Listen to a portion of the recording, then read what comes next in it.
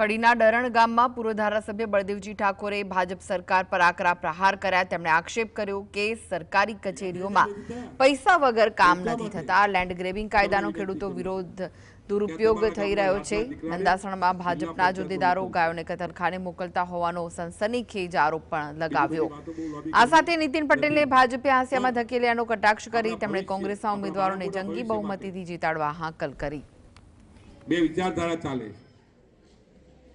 एक मारी केम तमे रोजगारीनी वातो नथी करता, केम तमे मोंघवारीनी वातो नथी करता अने एना करती आगळ वधीने जो वात करीश तो समग्र गुजरात राज्यनी अंदर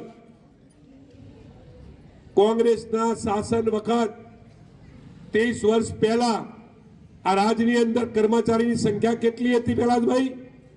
तो के 5 लाख आ राज्यनी अंदर 5.5 लाख कर्मचारीओ सरकारी नौकरी करता था। आ समझो अने 33 वर्ष पछी आजे पण जे वखत 5 लाख कर्मचारी सरकारी नौकरी करता था त्यारे गुजरातनी वस्ती केटली हती?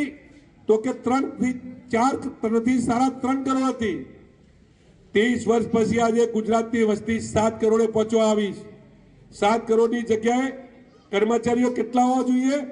तो के 10 लाख कर्मचारी होवा जोईए, पण आज 10 लाख कर्मचारी नहीं। कर्मचारी आज 4 થી 5 लाख ज कर्मचारी काम करे। तो भारतीय जनता पार्टी शू कर्यु? तो आज तमे मामलतदार कचेरी में तमे जाओ तो तमने तो सरकारी कर्मचारी 50% जोवा नहीं मळे।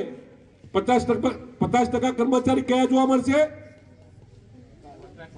कॉन्ट्राक्ट सिस्टम वाला जो पट्टावाला की भर्तियों बंद करी, जो कारकुनों की भर्तियों बंद करी, क्लास 3 और क्लास 4 की भर्तियों बंद करी। आ भारतीय जनता पार्टी ना शासन नी अंदर तमामे तमाम फिक्स पगार वाला की भर्तियों करी अने बहु मोटू कौभांड आचरवानी कामगीरी करी छे। अने आपणा गुजरातना तमामे तमाम युवानोने जो कोईए बेकार तरफ धकेल्या होय तो भारतीय जनता पार्टी